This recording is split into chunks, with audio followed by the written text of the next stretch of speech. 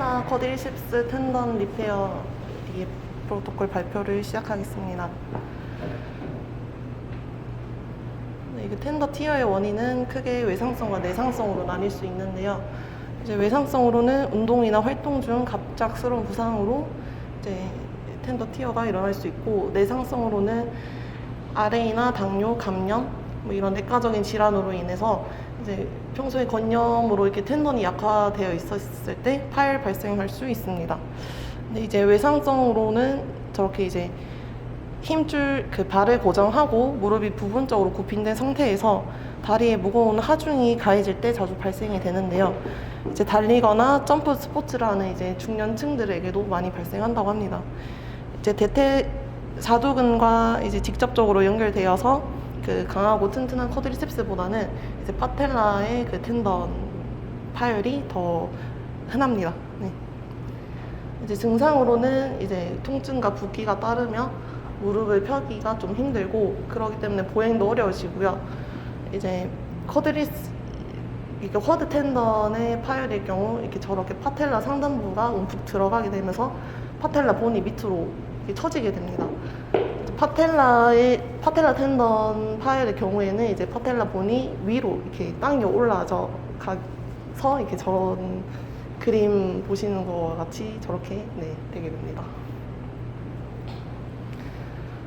수술 방법으로는 두 가지가 있는데요.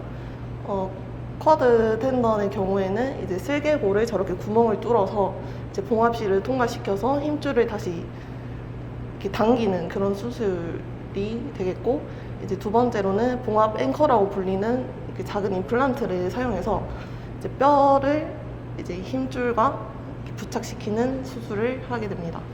이제 부상하고 나서 한 달 이상 시간이 경과하게 되면은 힘줄이 짧아져서, 그렇게 되면은 이제 힘줄을 당겨서 이렇게 수술을 하기가 힘들기 때문에 이제 빠른 시간 내로 이렇게 수술을 하는 것을 권장합니다. 재활 단계로는 5가지가 있는데요. 이제 첫 번째는 수술 직후입니다. 이제 당연히 수술 부위를 보호하고 통증과 부종을 최소화시키면서 이제 경첩이 달린 무릎 보조기를 착용을 하면서 이제 펴 상태로 고정을 시킵니다. 이제 근육을 최소한 쓰지 않고 이제 능동적인 무릎 펴을 시키지 않고 수동적인 무릎 굽힘은 60도 이상을 금지합니다. 이제 체중 지지는 펴된 상태에서 고정을 한 상태에서 견딜 수 있는 정도의 체중 부하를 시켜줍니다. 중재로는 이제 뭐 붓기 관리, 뭐 가벼운 마사지들을 해주고요. 이제 ROM은 PROM으로 이제 수건을 이용한 힐 슬라이드 운동을 해주고, 이제 낮은 강도로 장기간 편 스트레칭을 해줍니다. 프론행이나 힐 프롭 같은 스트레칭을 해주고요. 이제 앉아서 햄스트링이나 카프 머슬을 스트레칭 해주고, 이제 파텔라 본의 움직임을 만들어줍니다.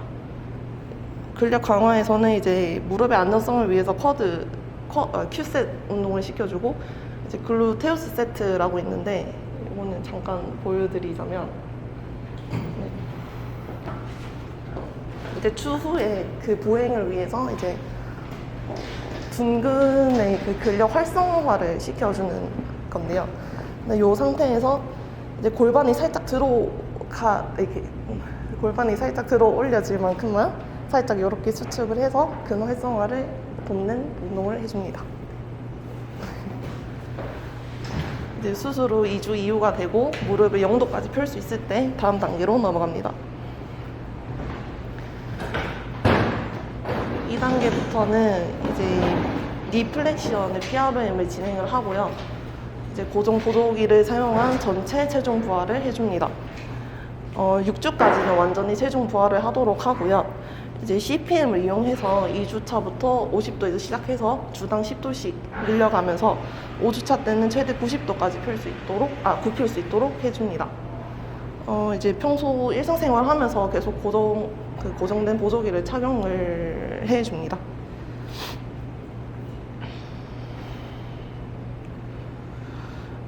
이제 가벼운 압을 이용해서 이제 굴곡의 PROM을 만들어주고요. 앞서 얘기했던 그런 그 편 스트레칭을 계속 해주면서 이제 유산소 운동으로는 상체 에르고미터를 이용을 해주고 이제 힙 에비덕션, 어덕션, 익스텐션 운동을 사이드라인과 스탠딩에서 실시할 수 있습니다. 이제 그다음에 이제 밸런스와 그 고유 수용성 감각을 좀 키우기 위해서 요 단계에서는 이제 서서 이렇게 서서 체중을 이동해주는 이제 무릎에 점점 체중을 실는 연습을 시켜주고요. 이제 풀 패시브 니 익스텐션 PRM이 가능해지고 이제 패시브 니 플렉션이 90도 고정기를 착용하고 통증 없이 풀 웨이트 베어링 이제 큐셋 액티브 니 익스텐션이 용도가 나왔을 때 다음 단계로 넘어갈 수 있습니다.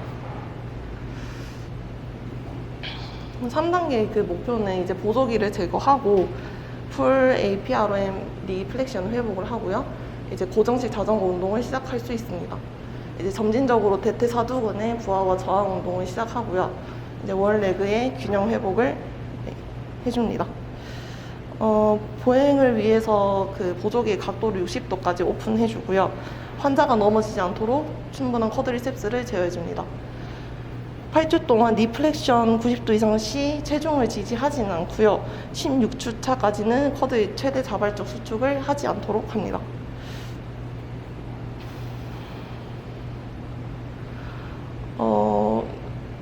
여기서는 압력을 조금 더 가하면서 플렉션의 PRM을 만들어주고요. 유산소 운동으로는 이제 어느 정도 무릎의 그 각도가 나오기 때문에 그 무릎을 보다 부드럽게 움직여 줄 수 있는 엘리프티컬 머신을 사용을 해서 이제 상하체를 동시에 움직여 근력과 유산소성 운동을 시켜줄 수 있습니다.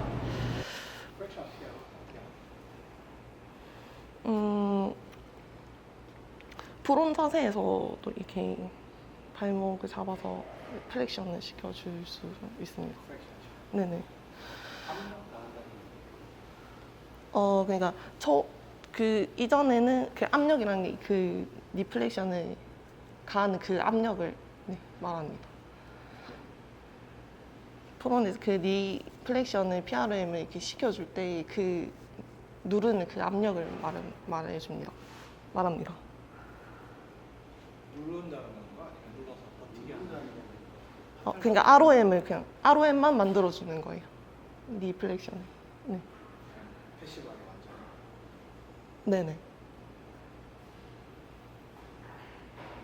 플렉션이 PRM이 더 치료사가 하는데 힘을 더 준다 이런 뜻이에요. 네. 그전에는 약하게 줬다가 지금은 조금 더 압력을 더 줘서 PRM을 만들어주는 겁니다. 네. 근력 강화로는 이제 최대한 통증을 피하면서 아래 운동들을 8에서 10주 이후에 시작을 해주는데요.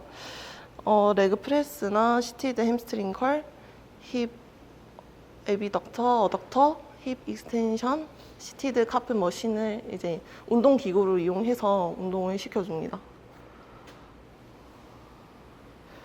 이제 운동 기구로 이제 좀 안전하게 이렇게 운동을 시킨 다음에 그 뒤로는 이제 기구 없이 맨몸으로 운동을 시켜서 이제 안정성이 보다 앞에 그 기구랑 같이 했던 것보다는 안정성이 좀 떨어지니까 이제 적절한 제어를 해주면서 밑에 있는 운동들을 시켜줄 수 있습니다.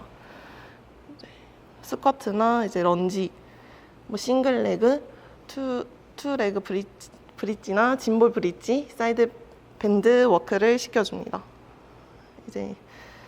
그리고 이제 밸런스와 이제 골수용성 감각을 키워주기 위해서 이렇게 더블 싱글 레그 밸런스 트레이닝을 해줍니다. 네. 여기서 운동을 간단하게 하나만 설명하자면 이 쿠션에 밸런스 쿠션에 불안정한 지면에서 런지 자세로 만듭니다. 한 발을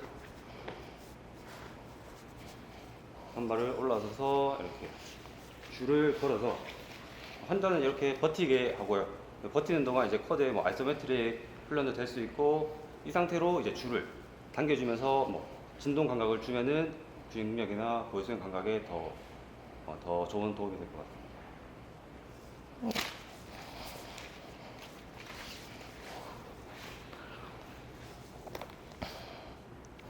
이제 쿼드리셉스 근력이 원래 수준으로 회복이 되고 60도까지의 싱글 레그 스쿼트를 10회 스윙을 할 수 있고 이제 정상 다리와 비교했을 때 쿼드리셉스 운동 스윙 능력이 70% 가능할 때 이제 리플렉션 PROM이 120도까지 나왔을 때 보상 패턴 없이 30초간의 싱글 레그 스탠스가 가능할 때 이제 보조 기구 사용 없이 보행 패턴이 대칭적일 때 이제 다이나모 매트리를 이렇게 이용해서 쿼드의 힘이 최소 이렇게 건측과 비교했을 때 70% 정도 나왔을 때 다 단계로 넘어갈 수 있습니다. 저게 안 되면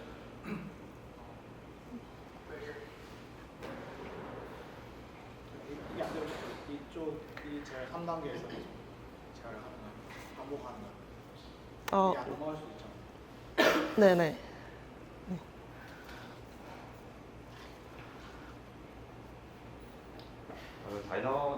다이나모미터 측정 방법을 간단하게 보여드리면요. 지금 쿼드를 하는 거기 때문에 앉은 상태에서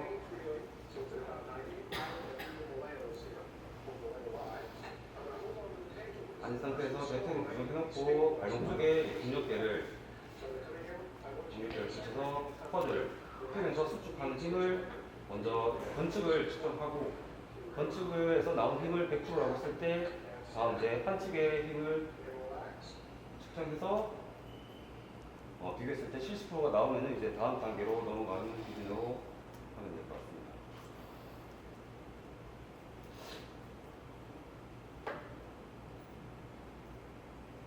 네, 다음 4단계는요. 대퇴사두근의 전체 ROM과 근 길이가 회복되고 네, 올 레그의 동적 균형을 복원시키고 허용하는 범위 내에서 조깅 달리기 프로토콜을 복귀 시작할 수 있습니다. 이제 대퇴 근력이 건측과 대칭을 이룬 근력 회복이 목표입니다. 근력 강화로는 사시타 플랜에서의 그 스포츠 특화 훈련을 시작하는데 이제 양측의 그 부분적인 그 웨이트 베어링 플라이오메트릭을 시작을 한 후에 이제 풀 웨이트 베어링 플라이오메트릭으로 진행을 합니다. 이제 그 다음에 인터벌 달리기 프로그램을 시킬 수 있는데 그 전에 이제 풀 ROM이 나오고 부종이 없고 걸을 때 통증이 없을 때 그리고 싱글 레그 점프가 가능할 때 인터벌 달리기 프로그램을 시작할 수 있습니다. 이제 쿼드리셉스의 강도가 최소 90% 나오고 이제 햄스트링과 둔근의 근력이 대칭적이고 Y 밸런스가 건측이 90% 이상일 때 조깅 중 보행의 양하지가 대칭적일 때 다음 단계로 넘어갈 수 있습니다. Y 밸런스가 같이 저건 어떻게 체크해요? 밸런스를 체크하는 게 방법이 있습니다.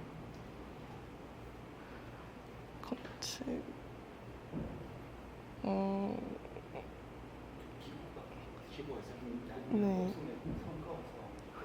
얻어맞는 그런 길이를 체크하는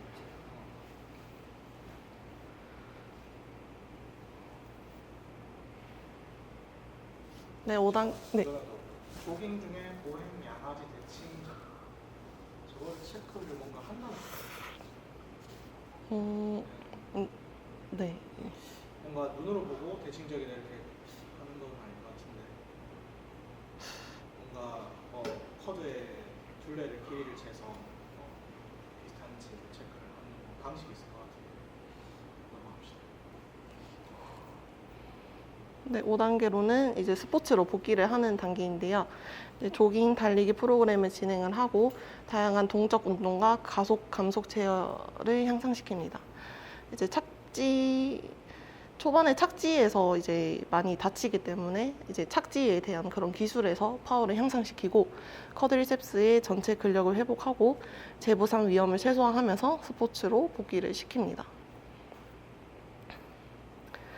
이제 환자가 원하는 스포츠 목표에 따라서 이제 운동을 시킬 수 있는데 이제 빠르게 방향을 전환하는 커팅과 달리기 스포츠에 참여하는 경우 이제 가속과 감속 이런 훈련에 중점을 둡니다.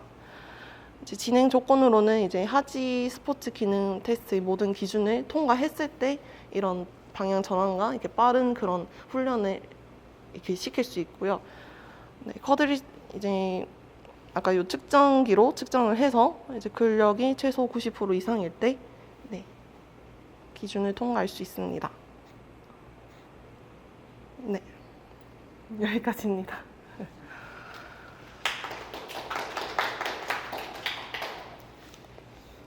준비하면서 좀 어땠어요? 이전에 우리가 약간 발표했던 내용들하고 많이 좀 다른 내용이 있을 것 같습니다. 네, 좀 달랐고, 요것도, 좀 이것도 이제 시간이 좀 많이, 네, 걸리는. 그전에 저희가 뭐 ACL도 했고, 네네. 그다음에 뭐 맨스커스, 그다음에 ACI 뭐 오치 뭐 이런 거 했다가 지금 파텔라 텐더, 그다음 쿼드 텐더이잖아요. 네. 그래서 뭐 재활의 뭔가 키포인트, 뭐 1단계에서 지금 현재 5단계까지 가는 이 단계별로 뭔가 강조하는 게 어떤 게 있는 것 같아요? 기존의 재활 프로토콜과 지금 현재 재활 프로토콜에서 좀 다른 차별점? 근데 사실 무릎이 거의 다 제가 이거를 준비하면서도 사실 좀 다 비슷했던 것 같아요. 근데 일단 쿼드리셉스의 근력을 이제 우선으로 하고, 네, 그런 점들이 그냥 거의 비슷했던 것 같습니다. 네. 쿼드가 만약에 약해지면 어떻게 해요? 사람 쿼드 자체가 펑션이 약해지면 어떻게 해요? 네, 약해지면 쿼드가 약해요. 그 사람이 한 10년, 20년 지났어요. 쿼드 이제 이 이제 무릎에 이제 무릎의 움직임에 이제 많이 영향이 가서 이제 보행도 그렇고 이제 힙에 이제 근력도 많이 약화가 될 것 같습니다. 네. 그래서 쿼드는 이제 당연히 위크니스도 중요하지만 저게 쿼드가 가장 중요한 것은 생각해 보면은 우리가 늘 맨스커스가 뒤에 뒤쪽에 포스테리어 쪽이 컴프레션 되는 거를 막아줄 수 있는 게 쿼드거든요. 그러면 맨스커스는 늘 포스테리어 홈 쪽으로 터지거나 거기에 컴프레션 돼서 문제가 되기 때문에 저게 쿼드가 약해지면은 OA로 체인지가 더 훨씬 빨라질 수 있겠죠. 그래서 쿼드 약해지는 환자의 펑셔널한 문제도 있지만 그보다는 이제 퇴행성 그다음에 OA로 진행을 할 수 있다. 맨스커스에는 당연히 좋지 않다라고 생각을 할 수 있어요. 그다음에 달리기 스포츠 커팅가 그 전에 거 한번 볼까요?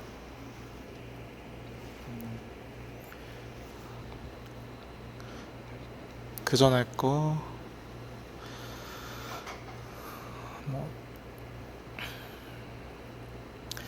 그래서 쿼드를 강조하는 것들 그다음에 뭐 밸런스를 강조하는 것들이 있지만 이거 파텔라 텐던 럽처나 쿼드 텐던 럽처에서 강조하는 것 중에 제일 특이한 것은 ROM이에요. ROM이 봐봐 달리기 진행 전에 풀 ROM 계속 ROM 이야기가 4개월 6개월에서 나왔거든. 그래서 이거는 이 수술을 했을 때 가장 중요한 컴플리케이션이 뭐냐면은 스티프니스예요.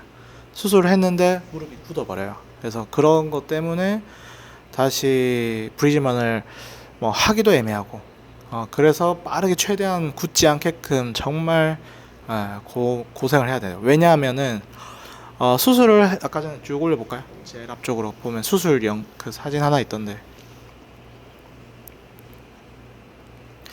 여기서 터진 거를 그러면 우리가 의사들이 꼬맬 거 아니야. 근데 그 꼬맬 때 오버 타이트닝을 시킨단 말이지. 그러니까 원래 텐션보다 조금 더 텐텐하게 해줘야 될 거 아니야. 네. 너무 타이트하면 문제가 되고 사람이 하는 거기 때문에 적당한 텐션을 더 준단 말이에요. 그래야지 다시 스트레스에 버틸 수 있으니까. 근데 그렇게 타이트닝을 시키기 때문에 동시에 우리가 빠르게 그 의사들이 계속 하는 이야기는 비슷할 거야. ROM 괜찮아요. ROM 좀 제발 시켜라. 이 이야기를 엄청 많이 할 거거든. 그래서 초반부터 한번 볼까요? 수술 직후는 이제 60도 이상 금지지. 그 다음에 2에서 6주는 니 프랙션 패시브 ROM을 진행한다. 그치? 패시브 ROM을 진행한다. 그다음에 계속 ROM 이야기가 나오거든. 패시브 6주에서 15주. 액티브 패시브 ROM을 시작한다. 그다음에 우리가 시간이 충분히 지나고 나서 쿼드의 스트렝스닝을 한다. 이렇게 이해를 하면 될 것 같아요. 그래서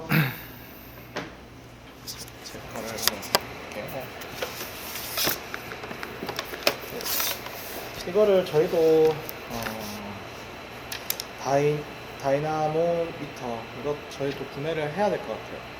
그래서 선생님들이 뭐 모터의 펑션을 다 체크를 하는 것들이 훨씬 더 이제 과학적으로 좋을 것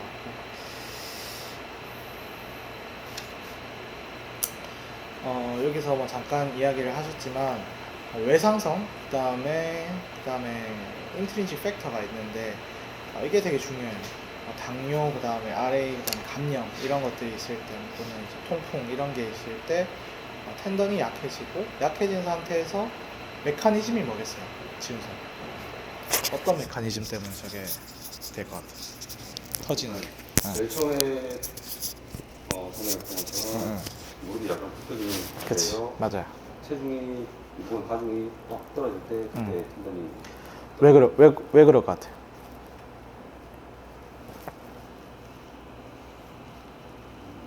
가중으로 버티는 힘이 뭐 텐던의 힘을 넘어섰을 때 터지는 것 같아요. 익센트릭이지. 그러니까 우리가 할 때 익센트릭으로 아이소메트릭 그다음에 우리가 익센트릭 스트렝스닝 운동을 하는 거라고 이해를 하면 돼. 텐사일 운동.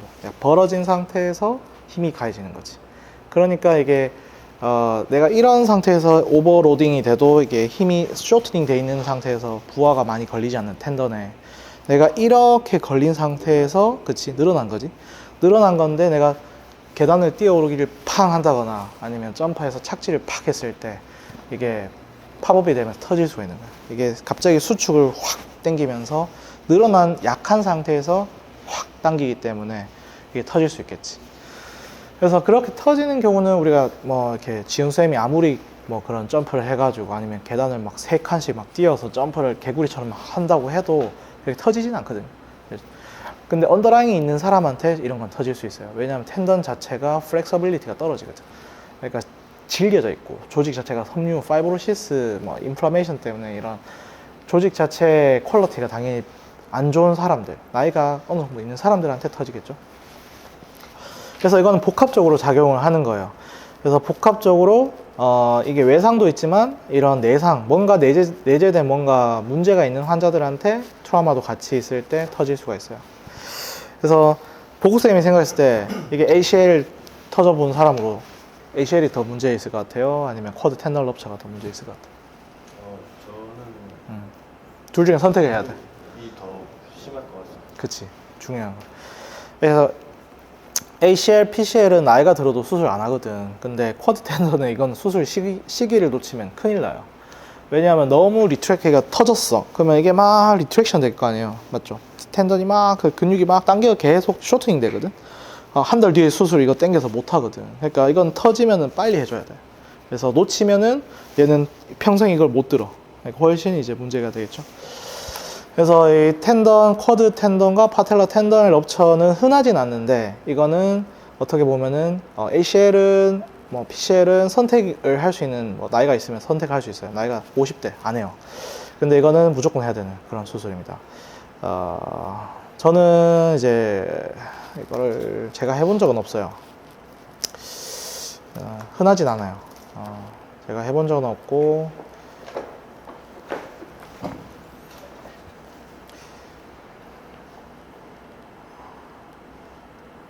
뭐 본 적도 없어요. 그게 제가 뭐 정말 흔하지 않은 케이스라서 대학에 있을 때도 제가 본 적이 없는데 그걸 오늘 이제 하기 전에 제가 오늘 아기가 열이 나가지고 좀 정리를 최대한 좀 이쁘게 해야 되는데 정리를 조금은 최대한 러프하게 좀 정리했습니다. 이게 레퍼런스인데 오늘 우리가 파텔라 텐던 럽처 그 다음에 쿼드 텐던 럽처의 리헵 프로토콜에 대해서 우리가 환자들한테 뭔가 설득을 하고 이게 레퍼런스가 이게 논문이 뭐 10개가 넘게 있죠. 그래서 이만큼 많은 논문을 베이스로 우리가 에비던스 베이스로 이 치료가 다 녹아진 저 프로토콜이기 때문에 우리가 이 레퍼런스가 왜 중요하냐면은 왜 중요할 것 같아요, 재림쌤?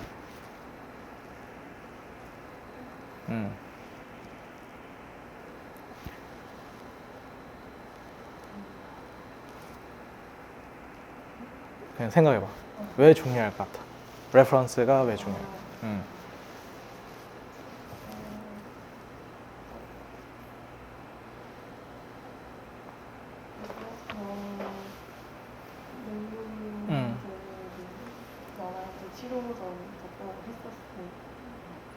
그러니까 레퍼런스가 중요한 것은 저게 모든 새로운 논문은 자기 뇌피셜로 나올 수가 없어요.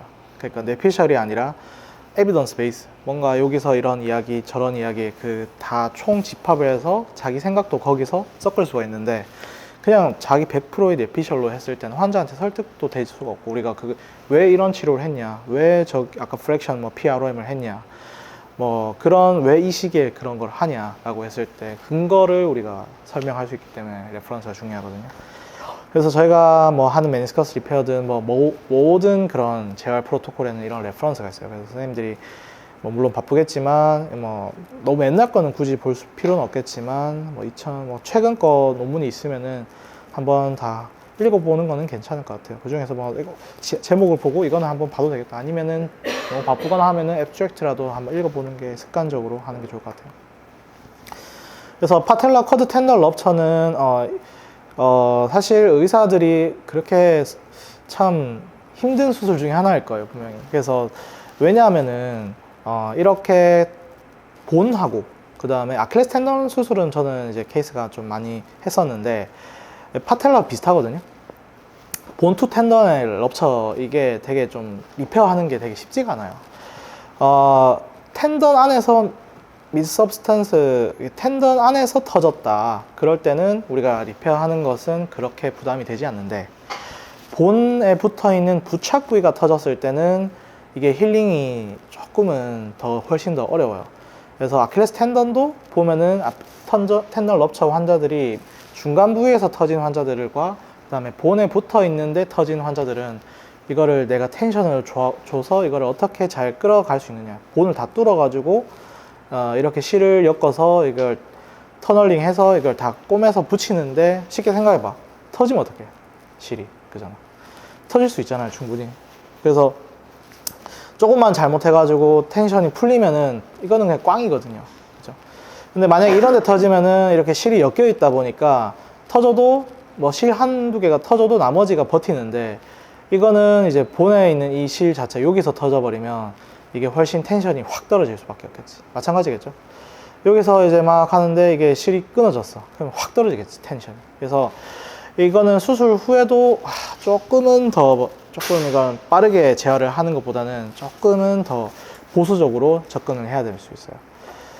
그래서 이제 스타트펄에서 이제 이 저널이 있는데 이게 작년 저널을 좀 제가 봤는데 쿼드리셉스 텐덜 럽처부터 간단하게 보면은 일단은 쿼드리 텐던이 터졌다는 이런 당연히 스포츠 고강도의 스포츠를 많이 하는 경우에 터지기 때문에 이걸로 펼까?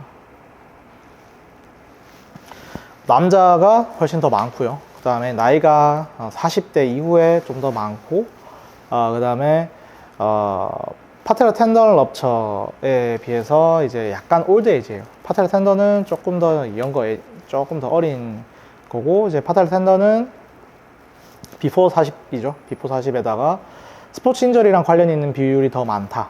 그 다음에 또 쿼드리 텐던 럽처랑 파텔라 텐던 두 개만 놓고 봤을 때는 쿼드 텐던 럽처가 조금 더 많다. 흔하다. 파텔라까지 여기가 터지는 경우는 조금 적다. 이렇게 돼 있고 그 다음에 쿼드는 이제 스페셜리티를 그러니까 토탈 리를 했는 경우에도 뭐 이제 50대에서 65세에서도 이렇게 좀 같이 수술 후에도 좀 터지는 경우가 있고 중요한 것은 DM이나 그 다음에 하이퍼파라사이로즘 그 다음에 가우트 그 다음에 CKD 뭐 오베시티 하이퍼콜레스테롤레미아 이런 언더라인하고 관련이 있다. 그래서 이게 왜 터지냐? 이걸 좀 봤을 때, 나머지는 그 언더라잉 이야기고, 밑에는 인플라메이션하고, 이제 익스텐서 메커니즘이 바이올런트하게 익센트릭, 아까 이야기했죠. 익센트릭한 이렇게 무릎을 어느 정도 프랙션 된 상태에서 하이퍼 익스텐션 그런 메커니즘이 됐을 때 이미 텐던 자체는 약해진 위크 포인트가 생기는 상태에서 확 당기니까 터질 수가 있다. 그래서 이제 점프, 계단을 점프하거나 땅에서도 뭐 이렇게 랜드 뭐 엄청 이제 빠르게 착지를 할 때 힘이 갑자기 확 가해지거나 우리가 거의 풀 스커트나 이런 것들이 위험할 수 있겠지. 확 점프했는데 내가 적당히 앉아야 되는데 확 너무 풀 스커트 하는 것처럼 확 내려앉거나 그 다음에 디렉션을 갑자기 바꾸면 달리다 갑자기 확 바꾸거나 이러면서도 이게 텐던이 터질 수가 있다. 그 다음에 그래서 쉽게 말해서 니 프렉션을 하면서 동시에 무릎은 굽힌 상태에서 동시에 쿼드가 갑자기 수축됐을 때 터지는데 또는 이제 익스텐시브 로테이션 프랙션이 되어 있는 상태에서 우리가 무릎이 굽혀서 축구할 때도 터질 수가 있는 거예요. 그래서 프랙션 되어 있는 상태에서 너무 로테이션이 확 가해진다. 그래도 로테이션 또한 이게 리스크 팩터가 된다. 이렇게 이해를 하면 될 것 같아요. 근데 쿼드 럽처처럼 그 다음에 파텔라 텐덜 럽처도 큰 차이는 없어요. 비슷한 메커니즘이 합니다. 그래서 그러면은 우리가 생각해보자. 쿼드는 조금 더 프록시말에 터지는 거잖아. 디스탈의 파텔라. 그래서 이제 우리가 순간적인 힘이 팍 가해졌을 때 터지는 거면 우리 메커니즘적으로 순간적인 힘이 가해졌을 때는 쿼드가 훨씬 더 많이 프록시말에 있기 때문에 더 빠르게 확 당기니까 터질 수 있겠지. 그래서 이제 우리가 그렇게 아나토미컬한 거를 생각해도 쿼드가 더 많이 터질 수 있다. 파텔라보다 이렇게 생각할 수가 있겠죠. 파텔라 텐돈 럽처도 보면은 이런 리스크 팩터 비슷하죠. RA가 있거나 SLA가 있거나 이런 크로닉한 뭔가 언더라잉이 있는 환자에서 이런 이벤트가 발생했을 때 터진다. 이렇게 이해를 하면 될 것 같고 이거는 그러니까 조금 더 젊은 환자, 조금 더 스포츠 그 말은 조금 더 하이 인저리에서 터지는 경우가 있다라고 이해를 하면 될 것 같아요. 쿼드는 좀 더 나이가 있는 사람, 조금 더 덜 충격이 덜 가도 이미 뭐 언더라잉이 안 좋고 해서 쿼드 텐던 자체 퀄리티가 나쁜 사람이 조금 뭐 예를 들면 80N의 힘을 팍 받았을 때 터지는 거라면 파텔라 텐던은 그래도 한 100N 정도의 하이 트라우마에서 좀 터지는 경향이 있다 이렇게 생각하면 될 것 같고 그 다음에 여기서 좀 특이한 것은 그렇게 파텔라 디프렉션 되면서 텐던 럽처보다는 파텔라 프랙처가 오히려 더 흔하다. 그러니까 3분의 1 정도 차이 2배 차이 난다 하더라고요. 그래서 텐던 럽처보다는 오히려 파텔라 프랙처가 골절이 생기지 그 다음 이렇게 텐던 럽처가 생기는 경우는 덜 흔하다.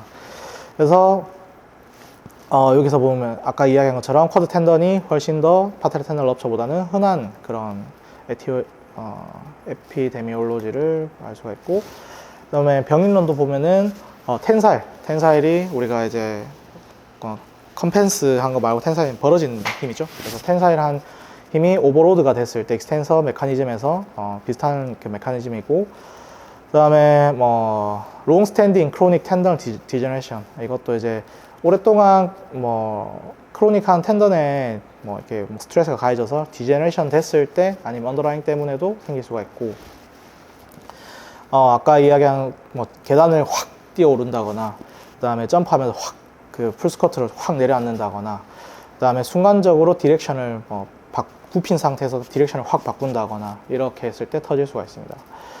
그래서 이게 어느 정도로 굽혀야 되냐 그래서 이제 가장 포스가 많이 걸리는 각도가 파텔라에서 무릎에서는 60도거든요. 그래서 텐던에서 가장 많은 포스가 걸리는 게 60도 60도 정도가 가장 위크 포인트인 거지. 60도가 굽혀진 상태에서 내가 힘이 팍 가해졌을 때 터질 수가 있다. 그래서 이제 가장 흔한 거는 플렉서. 거의 대부분 어떻게 다쳤어요? 하면은 이제 플렉스 된 상태에서 뭔가 이벤트가 다 일어난다라고 이해하면 되고. 그래서 우리가 이게 그럼 터지면 어떤 시기에 그 컴플리케이션 되냐? 아까 전에 스티프니스가 1번이고, 그 다음에 두 번째는 파텔라 알타 또는 파텔라 바자가 생길 수 있어요. 그래서 파텔라 알타랑 파텔라 바자가 생기면은 결국은 뭐가 문제가 되겠어요? 지훈쌤, 알타든 바자든 뭐가 문제가 될 것 같아요? 일단 전체 움직임 자체가 안 일어날 것 같고 움직이 많이 나가기 때문에 일단 보온 자체도 당연히 할 수 없고 뭐 펑션이 없어지겠죠, 쉽게 말해서. 힘이 없어지는 거예요. 아무리 힘을 줘도 이게 익스텐션이 안 되는 거지, 그죠? 그다음에 두 번째는 이제 파텔라가 자기 자리 딱 그루브 안에 있어야 되는데 파텔라가 이제 언스테이블해지겠지. 알타에 있으니까 막 왔다 갔다 디스로케이션이 잘 생기는 거예요. 그래서 이런 문제가 생길 수 있겠구나. 파텔라가 왔다리 갔다리 하면서 환자들은 이제 콘드로말라시아, 파텔라의 연골도 많이 좀 따를 수 있겠죠. 그래서 이렇게 엑스레이 봤을 때, 크로닉한 칼시노시스, 칼시피케이션도 이제 터지고 나서 이게 내려앉은 거죠. 쿼드리가 터지면은, 그죠? 그래서 이거를 엑스레이 상에서도 볼 수 있고, 제일 우리가 검사했을 때 이런 게 터졌어요. 바로 검사할 수 있는 것은 MRI가 제일 검사가 정확하겠죠. 그래서 아까 이야기한 걸 좀 정리하면은 이제 올더 페이션, 아까 50대, 그 다음에 그 밑에 이제 파텔라 텐던 럽처는 약간 40대, 약간 더 영 페이션. 그 다음에 이거는 환자들이 그렇게 통증을 많이 못 느껴요. 그래서 그냥 살아. 그래서 이게 터졌는데 시간이 지나서 그 시기를 리페어할 시기를 놓쳐요. 예를 들어 DM 있는 환자분들도 페인에 둔감하잖아요. 그래서 터졌는데도 불구하고 이게 잘 모르고 사는 경우, 놓치는 경우 많습니다. 그래서 이런 것들이 언더라인이 있다. 그다음에 스테로이드도 너무 많이 인젝션을 하면은 당연히 이제 텐던에 럽처가 생길 수 있다. 그래서 쿼드에서 아까 이야기한 그 메커니즘을 다시 이제 익세시브한 로딩이 가해졌을 때 익스텐서 메커니즘에서 이게 터질 수 있다, 그 이야기고, MR을 보게 되면은 쿼드리 텐던 럽처 된 게 이제 보이죠, MR에서. 그래서 밑으로 이제 빠진다. 그래서 중요한 거 뭐야? 그러니까 수술은 엄청 빠른 시기에 해야 됩니다. 이게 2주를 넘기지 말라는 그 논문이 있어요. 그래서 2주 안에 최대한 빠르게 리페어를 해줘야 되고, 컴플리트 럽처가 있다 라면은 당연히 완전히 익스텐서 메커니즘을 잃을 수가 있겠죠. 그래서 이런 분들은 바로 보고 이게 근력이 안 되네, 이렇게 잘못 오인할 수 있어. 허리 문제인가 생각할 수 있고, 아니면 다른 문제가 있나 생각할 수 있는데, 늘 이제 우리가 실제 쿼드 텐던의 그 엑스레이든 아까 파텔라를 통해서 엑스레이를 통해서 일단은 쿼드 텐던의 상태를 꼭 체크를 같이 해주는 게 중요합니다. 그래서 이제 수술 이야기는 아까 이제 그 본 터널을 뚫어서 한다고 이야기를 했는데, 이게 선생님들은 잘 모르겠지만 제가 이걸 보기만 봐도 이거는 되게 위크한 수술이에요. 이게 저게 잘 유지가 될까? 이게 스테이블한 수술은 아니다, 이렇게 생각할 수가 있고, 이제 패싱 수처를 해서 이렇게 하는데, 이게 생각해 보면은 이게 엣지가 있고 본에 갈린단 말이야, 쉽게 말 실이. 논 옵저버블 실로 이제 수처로 이렇게 최대한 타이트하게 해도 이게 오버 타이트하게 이게 텐션이 많이 걸리게 되고, 뼈도 막 뾰족뾰족 튀어나와 있겠죠. 그러다 보니까 이게 잘 갈려, 잘 터진다는 거지. 그래서 그렇고, 파텔라 텐던 럽처도 아까 이야기한 대로 영거 페이션트한테 생길 수가 있고, 그 다음에 이거는 터지면은 위로 올라가겠죠. 파텔라 알타가 생길 수가 있다.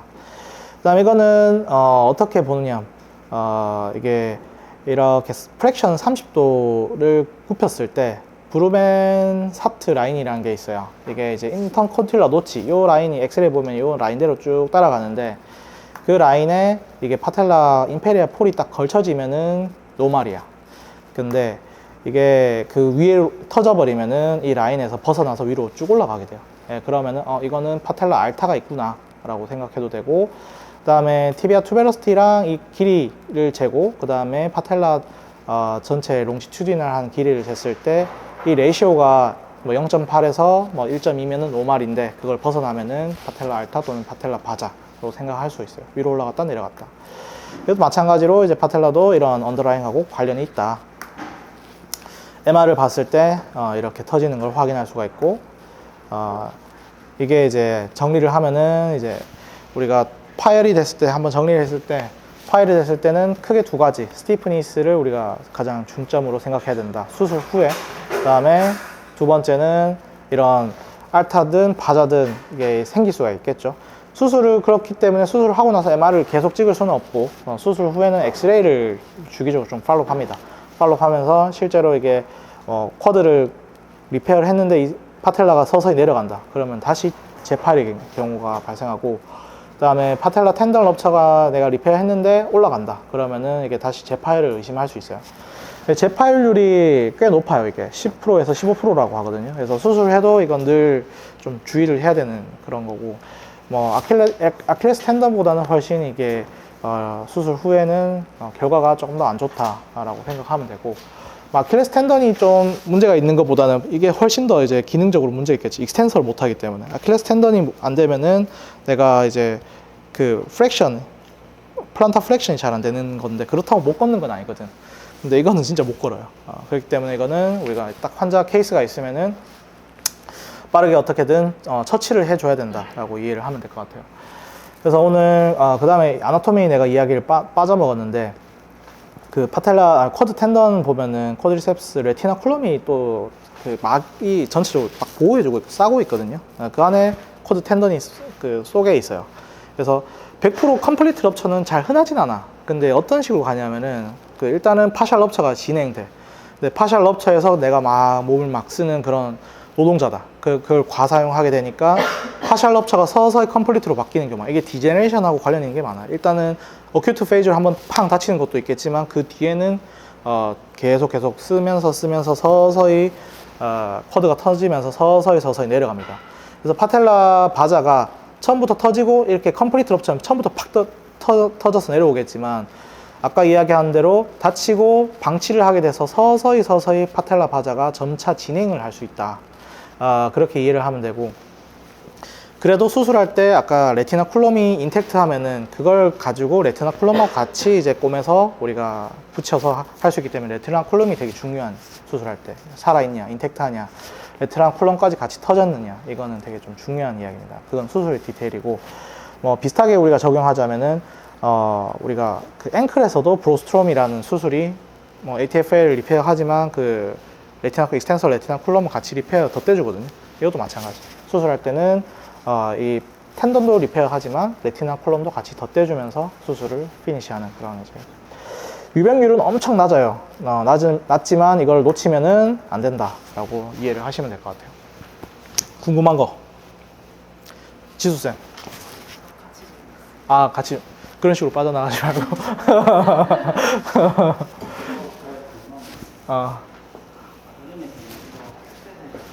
네. 운동시킬 때 따로 규모나 이런 거는 큐셋. 코드 중에서 규모는 따로 강화시키는 게 맞는지 아니면 따로 선택적으로 강화시키는 건지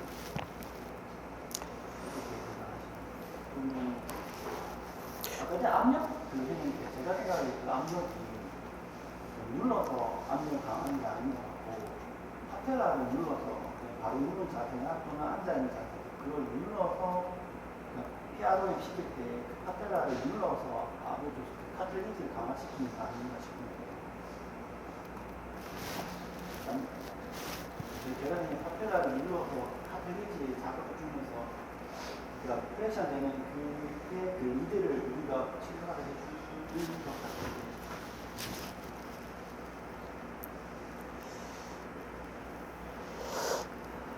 그래서 이걸 보려면은 논문을 찾아봐야 돼요. 그래서 그 논문 안에 그게 디테일이 있을 텐데, 여기가 정리된 이 프로토콜은 그 논문의 압축본이기 때문에 디테일하게 찾아보는 것은 논문에 상세하게 있을 것 같아요. 내가 봐도 3단계 6주에서 15주 정도면은 뭐 어디에 압력을 가는지, 그 프랙션 해서 패시브하게 ROM을 한다. 패시브하게, 어차피 패시브 ROM 자체가 우리가 그 치료사들이 그 익스텐션 플렉션을 시키는 건데, 압력을 가한다. 뭔가 포인트가 있을 것 같아요, 이 안에. 제가 파텔라 텐던 같은데 저는 그 럽처가 아니고 부분적으로 손상이 있을 때 저희가 만약 염증을 일으켜서 보통 다시 회복시키지 않습니까? 네. 그 염증 부분에 시킬 때 우리가 보통 저희가 치료하니까 염증을 회복시키면 어차피 거기에 콜라겐 파이버가 다시 생기는데, 거기가 원래 이어보였기 때문에 다시 우리가 PRO를 운동시키고 다른 상태로 정렬시켜야 되지 않습니까? 그래서 그러면 그 과정 중에서 뭐라서 아니면 저 부분에서 파텔라 압력을 안 가면 저기에도 카틀리지가 뒤쪽에 있다고 설명해 주셨잖아요. 그렇죠, 그렇죠. 그거도 약해지거나 그렇게. 너무 압력 가해지면은 그게 따를 수 있겠죠. 근데 그럼 저런 수술하면 이게 파텔라가 떠버리는 거 아닙니까? 그 피모에서 파텔라에서 떨어졌을 때 이렇게 그 안에 헐거워진다거나 그런. 보통 수술은 이게 오버 타이트닝이 기본 원칙이에요. 약간 원래 텐션보다 조금 더 주는데 수술 후에도 우리가 파이브로시스 되면서 더 타이트닝이 더 진행이 돼 버리거든요. 그래서 펌한 게 우리가 재파열보다는 더 걱정인 것은 터지는 재수술이 더 걱정이기 때문에 스티프니스를 무시하고 우리가 수술을 어느 정도 할 수밖에 없어요. 근데 그렇게 해버리면은 당연히 파텔라의 텐션이 더 가해질 수밖에 없을 거예요. 파텔라가 조금 더 컨택이 더 피머 쪽이랑 더 컨택은 더 될 수밖에 없을 거예요. 근데 그 압력을 가하는 게 저도 이해가 좀 안 되긴 해요. 저거는 어디에 압력을 가하는지는 프랙션. 뭐 일단은 그래도 오버하게 이제 우리가 브리지만 제가 좀 이해를 한다면 저걸 보고 제가 이해를 한다면 브리지만을 좀 생각할 것 같아요. 브리지만 하듯이 ROM 시키느냐 뭐 이렇게 이해를 할 것 같아요. 천천히 그 브리지만을 뭐 엄청 세게 하면 환자가 아파서 못 견딜 거고 천천히 적당한 압력을 주면서 프랙션을 시킨다. 그러니까 그냥 이제 패시브한 ROM을 우리가 시키는 것이 아니라 약간 브리지만하고 패시브 ROM 좀 다르잖아요. 브리지만은 우리가 스티프니스한 환자를 내가 일부러 의도적으로 꺾어주는 것처럼 이것도 어느 정도의 압력을 가해준다. 근데 그게 디테일이 좀 중요해요. 내가 너무 세게 하면은 터질 거고 천천히 지그시 어느 정도의 자기들의 이제 그런 노하우가 있겠죠, 이 안에는. 제가 피머나 티비아 잡고 이렇게 움직이지 않습니까? 네. 파텔라를 자꾸 누르면서 그걸 리드해 주는 거라고 저는 그렇게 좀 그걸 해서 리드해 줘야 되니까. 파텔라를 이렇게 왔다 갔다 한다고요. 파텔라가 제대로 어떻게 끊어서 이게 제대로 안 움직이거든요. 네. 거기를 원래 펼 때는 올라와야 되고 내려가야 되니까 그걸 리드해 주는 거. 제가 봐서 그거는 그런 디테일까지는 아닐 것 같고 저 때는 좀 러프한 상태로 재활을 해야 될 것 같고 그 러프하게 재활하는 거는 약간 브리지만하고 패시브 ROM하고 중간 정도를 이야기하는 것 같아요. 저기서 적당한 텐션을 줘라. 왜냐하면 그렇게 해야지 스티프니스가 이미 와버리면은 문제는 재수술이거든요. 그러니까 브리지만은 수술이에요. 원래 마취를 해가지고 다시 무릎을 꺾어줘야 된단 말이에요. 근데 그게 정말 디제스터야. 왜냐면 이미 언스테이블 하는데 이 사람은 또 굳었어. 언스테이블 한 상태가 굳은 상태인 거지. 내가 이거 브리지만 재파야 될 확률이 훨씬 높잖아. 이해가 돼요? 이게 불안한데, 쉽게 말해서 터질까봐 불안한데 내가 브리지만 한다고 생각해봐요. 이 사람 굳어서 그럼 브리지만 해야 되거든. 이게 안 돼. 이게 굳어서 그러면은 이 사람 해줘야 되거든. 이거는 뭐 괜찮겠지. 이거는 텐션이 안 가해지는. 근데 내가 프랙션을 할 때 얼마나 불안하겠어요. 그죠? 재파야 되는데. 안 그래도 또 언더라인도 있는데 또 터질 수 있는데 수술한 부위가 아닌데도 또 터질 수 있겠지. 그렇기 때문에 저거는 이제 여기가 이제 어떻게 보면 되게 중요한 포인트예요. 아까 내가 계속 이야기했잖아. ROM이 되게 중요하다고. 그래서 그게 다 이렇게 되면은 할 수 있고 뭐 이렇게 에르고미터도 뭐 일랩티컬 이게 어떻게 진행되지? 그 유산소 운동할 때 에르고미터를 어떻게 진행하는지 이야기 설명 좀 해줄래? 약간 물어보려고 너무 물어봤어. 일렉트컬 머신은 상체랑 하체랑 동시에 사용하는데 상체 에르고미터는 하체는 자전거처럼 이제 고정해놓고 하체는 고정해놓고 상체로만 돌리면서 유산소 운동을 하는. 상체로 돌린다. 네, 상체로만. 로잉 머신하고 비슷한가요? 그냥 이렇게 돌리는 거예요. 이거야 이거? 이거야 이거? 다리는 그냥 고정만 해놓고. 상체로. 그래서 상체로만 돌리는 뭐 어쨌든 뭐 유산소 카디오 펑션을 계속 유지를 해야 되니까 그렇게 한다는 거네. 그다음에 그래서 스트렝스닝은 우리가 생각하는 것보다 좀 늦게 진행이 돼요. 그래서 스트렝스닝을 왜냐하면 내가 빠르게 스트렝스닝 해보면은 오히려 더 ROM에 근육이 너무 타이트해지면은 ROM에 오히려 조금은 더 굳이 좋은 장점보다는 단점이 더 많아질 수 있기 때문에 여기서 스트렝스닝을 좀 천천히 한다라고 이해를 하면 될 것 같아요. 그래서 뭐 어찌됐건 간에 포인트는 첫 번째 놓치기 쉽다. 그 다음에 두 번째 뭐 언더라인이 있는 고령의 환자, 고령은 아니지, 40대 50대한테 흔하게 생길 수가 있고, 그 다음에 세 번째 수술이 필요한데 만약에 터졌다, 얼마 전에 터졌다 그러면은 괜찮아요, 이렇게 해도 이거는 빨리 처치를 해줘야 된다. 세 번째. 네 번째, 수술 후에는 ROM을 우리가 제일 신경을 써야 되고, 그 다음에 스트렝스닝은 다른 것들하고 좀 다르게 스트렝스닝은 좀 천천히 한다. 이렇게 정리를 하면 될 것 같아요. 그래서 이게 여기서 보면은 이제 쿼드리 근력이 최소한 90% 이상이 돼야지 이런 걸 다 이제 다이나모메트리로 이제 체크를 한다라고 하는 것처럼 저희도 이걸 체크를 하면서 환자들을 어떻게 좀 끌고 가는 것들을 이야기해야 될 것 같아요. 저희도 이거를 구매를 해가지고 한번 임상에서 한번 써보도록 하겠습니다. 또 질문. 자, 지우쌤. 그러면 쿼드 텐던이 완전히 파열됐을 때 수술을 하는데 네. 20% 이하 부분적인 파열이 있을 때도 수술을 하진 않죠. 20%는 파샬, 우리가 그레이드 1, 2, 3 나누는데 컴플리트, 그 다음에 30%, 10% 정도 이렇게 나누는데 뭐 그레이드 2도 그레이드 2, 근데 스트렝스닝 파샬 럽처는 일단은 옵저베이션이 원칙이에요. 우리가 아킬레스 텐던도 마찬가지고 쿼드 텐던, 파텔라 텐던도 이제 파샬 럽처면은 바로 수술을 고려하진 않아요. 스플린트든 고정을 하는 거지. 그래서 거기서 이제 텐던이 터진 게 자기들끼리 붙기를 이제 기다리는 거죠. 그게 실패했을 때 수술. 또. 그러니까 이거 봤을 때 음. 수술하면 대부분 풀 익스텐션 상태 고정을 찾아요. 그래서 오히려 익스텐션을 좀 중요시해야 될 것 같아요. 왜냐면 저희가 고령할 때 히스트라이크 하면서 이렇게 익스텐션 되고 그 힘으로 다 돌아가잖아요. 네. 생각보다 플렉시가 밀착되는지 중점을 알겠어. 그래서 질문 내고 생각을 이야기한 거죠? 오케이. 준영쌤. 휴대용 목욕기에 저 키가 좀 궁금해가지고. 저거 저희도 예전에 사려고 했는데 이거는 약간 부정확해. 그래서 그냥 저걸 사야 될 것 같아요. 저도 예전부터 좀 봤던 건데 다른 게 더 좋은 게 있는지 막 봤던 건데 아무튼 저도 구매를 하고 같이 한번 보여줘. 그때까지 있으면 좋은데 또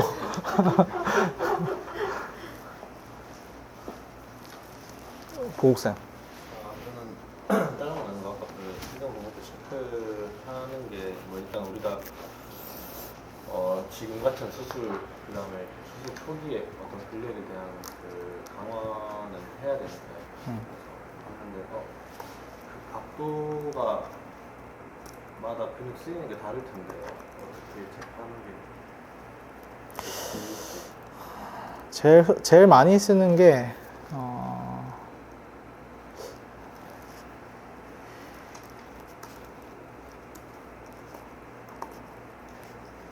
트레인가?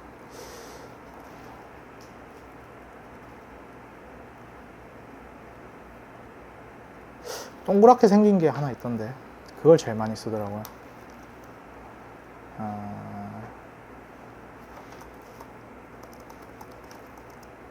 오토 그레이드.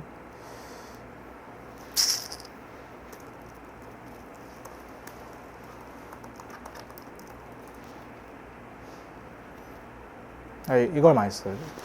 MMT 이걸 많이 쓰더라고요. 저희도 이거를 아마 구매를 할 건데 뭐 그런 디테일까지는 다 체크가 힘들겠죠.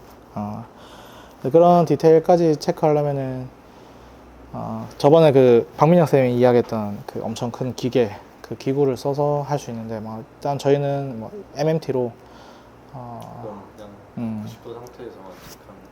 그렇죠. 각도를 이제 만들어 놓고. 어쨌든 애프터를 체크하려고 체크를 하는 건데 그 기준이 또 달라지면 안 되니까. 그렇죠. 그래서 각도는 아까 전에 무슨 모토에 어떤 근력을 체크한다 했지? 무슨 근력? 이제 90도 정도 되면은 외측강근이나 직근도 많이 쓰이고 이제 우리가 풀 익스텐션 상태 마지막 한 20, 30도 정도는 VMO가 많이 쓰인다고 이렇게 아 그렇죠. 알려져 있죠. 네. 그런 거를 따로따로 체크하는지 아 어떤 각도 체크하는 게 제일 베스트일지. 그렇죠. 그런 디테일이 이제 그 각도에 따라서 ROM 상태를 다 바꿔놓고 한 뭐 60도나 아까 이야기했던 30도나 아니면 90도 이렇게 나눠서 체크를 해야겠지. 그 안에서 그게 다 어느 정도 개입이 돼 있긴 하지만 그거를 뭐 따로따로 체크를 하는 건 사실 좀 힘들겠죠. 그래서 제가 봤을 때는 이거를 비교하는 게 메인이지 되지 않을까. 양측 건측하고 비교하는 게 메인이 되지 않을까 생각합니다. 또 아, 저는 처음에 수술 봤을 때 무릎 뼈가 이렇게 많이 움직이는 건데 그냥 이렇게 실로만 연결해서 괜찮을까? 방법이 없어요. 그렇죠. 그냥 예우나 부작용 같은 게 좀 궁금했었는데요. 네. 그래서 어느 정도 얘기해 주셔서 조금은 해소된 것 같습니다. 그러니까 이제 의사들이 보는 관점은 쌤들은 이제 재활을 열심히 보는데 의사들이 보는 관점, 수술하는 의사들이 보는 관점은 그러니까 재수술이거든. 쉽게 말해서 재수술하면 환자의 컴플라이언스 다 깨지거든요. 그래서 이걸 봐요, 이런 거. 이게 제가 아까 이야기했는 게 이게 뼈에서 이렇게 실이 걸려 있는데 뼈가 매끈하지가 않거든. 뼈가 날카롭거든요. 계속 하다 보면 이게 터져요. 실이 이게 약해요, 생각보다. 그러면 이제 그러면 실이 터졌다. 그럼 재수술하냐? 재수술하지는 않거든요. 그래서 본 터널이 이제 뚫어놨기 때문에 본이 막혀요. 그 안에 최대한 버티길 바라는 거지. 그 안에 그 전에 터지면은 약간 좀 난감한데 그래도 이제 터져도 나중에는 이제 본인이 막히기 때문에 이대로 고정이 되길 바라는 거죠. 뭐 이런 데서 터질 수도 있겠지. 근데 위험한 뭐 그렇게 스테이블한 수술은 아닙니다. 또 부원장님. 일단 좀 드물고요. 그 텐던 테어하고 럽처는 다르거든요. 테어는 찢어지는 거지만 럽처는 그냥 지금 부착부가 완전 터진 거잖아요. 저렇게 되는 건 저는 못 봤어요. 오히려 파텔라 프랙처가 훨씬 많은 것 같고, 근데 재활이나 이런 게 파텔라 프랙처도 비슷할 것 같거든요. 제 생각에는 웨이트 베어링 좀 해도 되고, 프랙처도 똑같아요 수술. 그냥 근데 이제 저기는 프랙처는 와이어로 좀 감아주는 걸 요새 많이 하거든요. 드레이트랑 이제 같이 많이 하는데, 그리고 아까 논문에도 나왔는데 그 애슬릿하고 논 애슬릿하고 기전이 좀 다르다 이렇게 나와 있었거든요. 논문 보니까 애슬릿 운동 선수들은 이센트릭한 코스로 터질 수는 있을 것 같아요. 근데 운동 그 정도 하는 사람 아니고서는 저렇게 터지기 힘들고 대부분 다이렉트 들어가거든요. 그냥 무릎 굽는 상태에서 그냥 바닥에 쾅 찍어가지고 터지는데 그러면 아무래도 텐던 테어보다는 프랙처가 훨씬 많은 것 같습니다. 그리고 제가 봤던 거는 저기도 나오는데 알려주면 다른 데였나? 그 뭐지? 톡타이니는 아예 그 쿼드를 가르기 때문에 찢어놓고 수술하고 다시 꼬매주거든요. 그래서 간혹 톡타이니 하고 화장실 가다가 넘어지고